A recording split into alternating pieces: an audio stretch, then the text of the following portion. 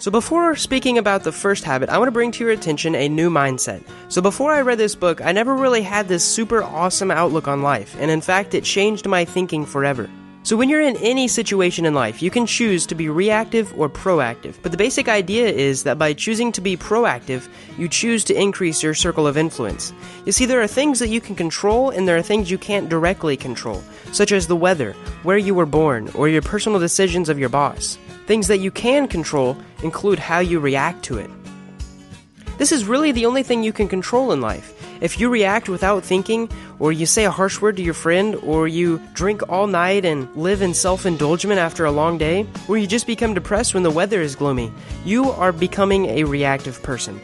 You let the environment control you, and you're simply a person reacting to stimuli. When you are reactive, you focus on things you cannot control. For example, you may have been born into a socioeconomic lower or middle class family. You may have been born into an abusive family. You may even been diagnosed with a terrible illness. But focusing on it will not change it. You know what you can control? This is the secret to being proactive, and in turn becoming an effective person. You can control your work ethic. You can control how you treat the people in your life, and you can control if you put on your seatbelt or not. By focusing on things that you can control, you bring more power into your life and widen your circle of influence. So in short, reactive people are people who complain a lot instead of actually going out and changing their actions, and proactive people understand that even if their complaining was justified, complaining about it wouldn't change anything. It would just be negative toxins in their life, polluting their social environment of their peers. See, most people choose to complain simply because it's easier. So let's move on to the second habit. How do you want people to think of you at your funeral? The second habit is all about becoming the person you want to be by thinking deeply about how other people think of you. Now, I'm a mature enough person to not really care what most people think of me, but I do care what my loved ones think of me. I want my girlfriend to think I'm loyal, trustworthy, and fun to be around. And because of this, I'm not going to cheat on her, I'm not going to lie to her, and I'm not going to fill our conversations with complaints or negative thoughts. See, when you die and there's a crowd of people standing around your coffin, what will they say? What will their best memories of you or their worst memories of you be? Think about the end before any major decision, and this will help you become a more effective person. Do you want to be remembered as a person who added value to society? Maybe start filling your Facebook statuses with more positivity and upbeat content. Basically, are you doing the things that allow you to say you've become the person that you want to be? The second habit also goes into creation a bit. See, according to Stephen Covey, the author, everything is created twice. Once in the mind, and once in the physical, real world. The problem is that many things are created in the mind, but are never manifested into tangible things because we tell ourselves, I can't do it. A lot of time, the only thing stopping you from doing something is yourself. An even worse situation is when things aren't even created in the mind at all. For some people, debt, drugs, despair, or other life problems prevent a person from thinking about creation, and only on the negative outcomes of their situation.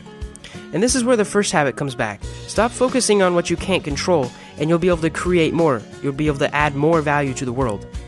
The last thing Stephen Covey mentions in this chapter is something called a personal mission statement. Now, this is a one-line sentence that you can rely on to give you a sense of purpose in the world. A very simple mission statement is, I want the world to be better because I was here. In fact, that's Will Smith's personal mission statement. Oprah wants to be a teacher and to be known for inspiring my students to be more than they thought they ever could be. If you keep this mission statement in mind when you make every decision, you will always keep the end in mind. Now that we've talked about the end, let's talk about the beginning. So Stephen Covey came up with this thing called the urgent and important matrix. Basically, everything you can do falls into one of 4 categories. Here's a super easy graphic that can make it easier to understand. Basically, anything urgent is something that needs to be done as soon as possible, and anything important is something that makes us effective. The advice the author gives is to do things that are not urgent, but they have to be important as soon as possible. Because if you do things that aren't urgent before they are urgent, then you won't have to fret about doing them last minute. Here's the thing that kind of annoys me. If I asked most people what they thought was important, they would say things like their health, their relationships, their financial credibility. But when you look into their actions, they spend their time doing other meaningless things like organizing papers, going out for long lunches, hanging out with the wrong crowds, fussing over little crap, doing stupid stuff for the better part of their day that doesn't lead them to bettering the things that they said was important to them. So you gotta put first things first. Spend some time with your family before you waste your time doing something like playing video games. Start putting effort into creating a monthly budget instead of putting your effort pinning new things on Pinterest. Go and work out first before watching that new episode. The problem here is something psychologists call cognitive dissonance, and it's when the things you say are most important to you aren't the same things that you're spending most of your time on. In fact, some psychologists say that this is unhealthy. The disconnect between what we say we will do and what we actually do is terrible, and I think working on this would improve a lot of our lives. So the first 3 habits are about managing yourself and what you can do independently. There are things you can make changes, mindsets you can alter, and attitudes you can adjust to. They set the foundation for the next 3 habits, which have to do with becoming an effective person in society and involve being dependent. So the 4th habit is called Think Win-Win. Stephen Covey says that there are 6 types of relationships, and you can think of them as personal, business, or even biological animalistic relationships. The first 2 are what most people think the world is made of: lose-win or win-lose. Which means, for me to win, you have to lose, or the other way around. People with this type of mentality think that to have the largest skyscraper in the neighborhood, they must tear all the other skyscrapers down. You should avoid these situations because someone will lose, even if the net gain is 0. In fact, most people don't even agree to us unless they believe in reciprocal altruism in the long run.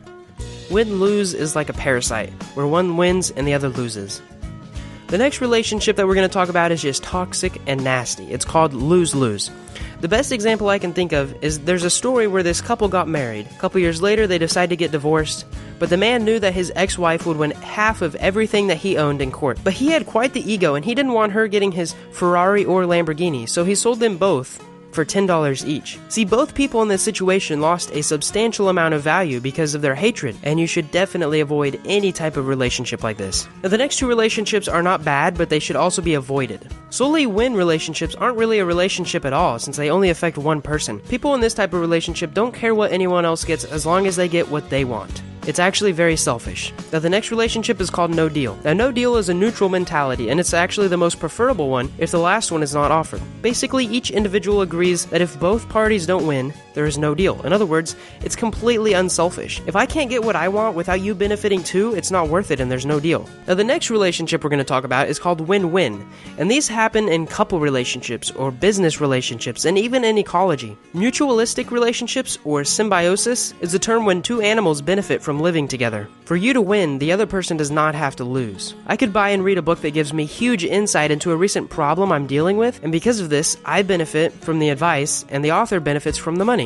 I can make a video and upload it to YouTube and benefit from the advertisement revenue, and the viewers will benefit from the life-changing perspective. So start searching for win-win relationships, and you will surely become an effective person. Aha, the next habit. I love this habit.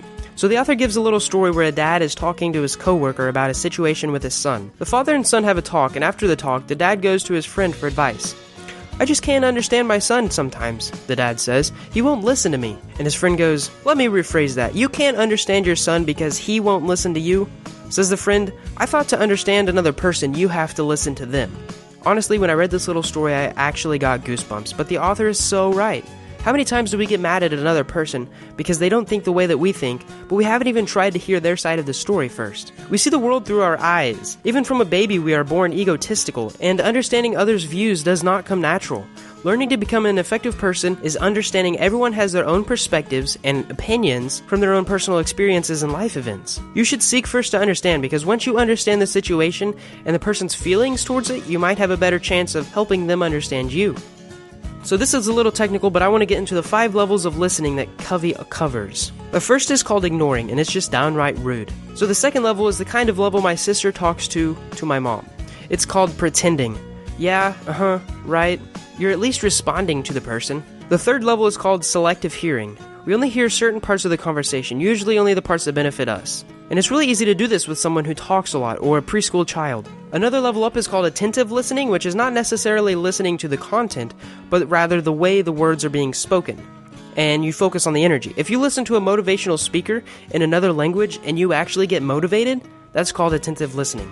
The last type of listening we hardly ever experience, and it's called empathic listening. This type of listening is the listening with the intent to understand.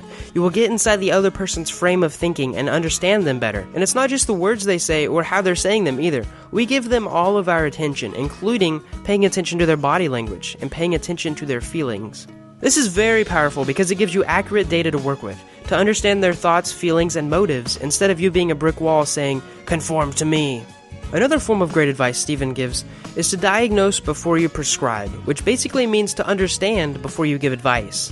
One of the best ways to find more win-win situations is to understand what the other person wants and needs before you can find a way both of you can benefit. So the next habit is called synergize, and it took me a while to completely understand this, but it basically means the interaction of two or more parts to produce an outcome that is greater than the sum of their individual parts. So a very basic version of synergy comes from a teaching in physiology. So one part might be our heart, another might be your brain, and the third might be your stomach. Of course, these are very complex organs individually, but if they work together, they are extremely effective. Another example would be trees and squirrels. Separately, trees could reproduce by their nuts falling to the ground. Please refrain from commenting about this, but unless there's a really strong wind, they won't spread very quickly. On the other hand, squirrels could live without trees, but they would have to live in bushes and eat only berries. But they might struggle hibernating and eating food in the winter. Together though, the squirrels get protections in the trees, as well as tons of nuts to eat. The trees get the benefit of getting their nuts spread across even more land. Together they achieve and grow more than if they were separate. And one last example would be drugs and alcohol. Now, the effect of sleeping medicine is intensified greatly when mixed with alcohol, and I do not suggest trying this on your own. And in fact, most doctors warn against it. Now, these are considered constructive synergy, but there is also reductive synergy. An example of this is if you had the plague, but then you were also diagnosed with depression. Both are really bad to have, and if you have them at the same time, well, you might need some external help. In medicine, there's actually a word for this, and it's called comorbidity. The opposite of synergy can also happen, sometimes referred to as negative synergy, and this is when waste is created. Let's say you spend $5 million on a business deal, and another company puts in $5 million so that you both can invest in the same company for more money. However, the business that you put money in actually failed because it went over a certain amount, and because of taxes, it failed. The sum of two parts is actually less than the total amount of both separately. An example of negative synergy would be 1 + 1 = 1/2. Seeking synergy will benefit your life in many ways, but particularly your business, relationships, and general life will benefit if you can find synergy. Synergy is basically 1 + 1 = 3.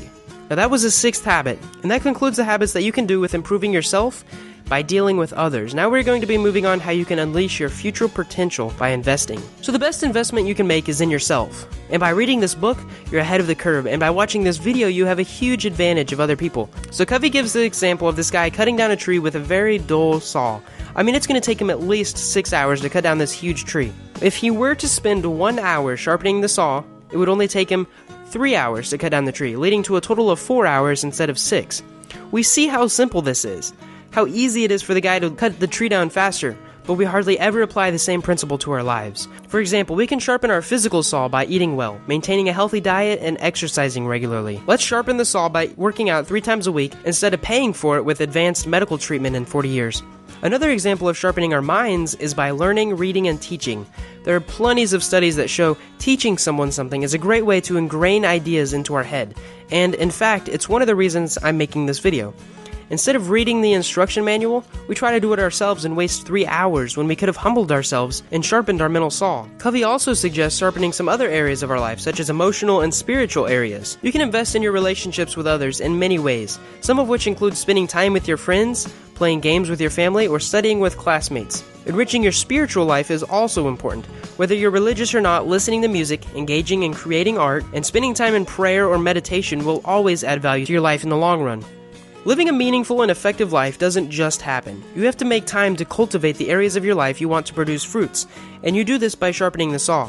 I hope after watching this video you've gained at least one gold nugget of knowledge or practical life advice that may move you in the right direction to becoming a more effective person. If you like this video, please leave a big fat like, and if you want more educational and valuable life improving videos like this, then subscribe. Thanks for watching.